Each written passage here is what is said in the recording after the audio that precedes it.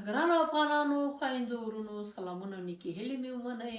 هیلهمنده یم چې هر چېرته یاست روغ او جوړ به یاست او د کلکو هوډونو او همت په روحیه به مو ژوند سینګار کړی وي. دا چې مونږه د یو کوچنک جنګ ځپلي هیواد ملیت یو او په میلیونونو انسانانو افغانان مو مهاجرت ته اړ سوي دي او دا لړۍ هم اوس روانه ده. نو پکار دا ده دوستانو چې په بهر کې هم موږ یو بل سپورټ کو، د یو بل لاسنیوی وکړو، د خپل هیواد او د خپل وطن د کامیابی او سرلوړۍ دپاره کار وکړو. خبریږم چې په امریکا او اروپا او استرالیا کې زموږ افغانان دولتي مقامو ته رسیږي. په ځانګړې توګه زموږ میرمنې، نو دا ډیر د افتخار او د ویاړ خبره ده. دا ثابتوي چې زموږ میرمنې زموږ افغانان ډیر با استعداده او لایقه خلک دي. نو ای کاش کې چې په خپل وطن کې هم دا زمینه ورته مساعده وي، درس ته پرېښودل شي او ملاتړ وشي. دا چې اوس مونږ په بهرني هیوادو کې یو او دا زمینه مونږ ته مساعده ده، نو پکار دا ده چې د خپلو خویندو ډیر کلک ملاتړ وکړو. نو خوشحاله یم چې په استرالیا کې فاطمه پیمان سناتوره او د یو ګوند مشره ده.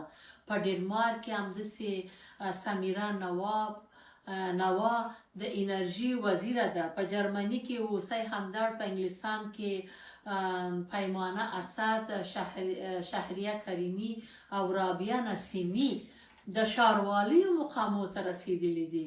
په کالیفورنیا کې عایشه وهاب سناتوره ده او اوس هم د امریکا د استازو جرګې ته نماینده ده. هیلهمنده یم چې کامیابه شي او مونږ یې باید سپورټ کړو.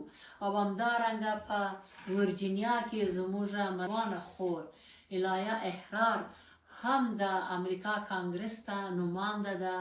نو هیلهمنده یم د ټولو هغه هیوادوالو نه چې په ورجینیا کې میشته افغانان دي چې د ده نه اړخیزه ملاتړ وکړي او تر کانګرسه پورې کامیابی ته ورسوي. ولې خواهر ما الهه احرار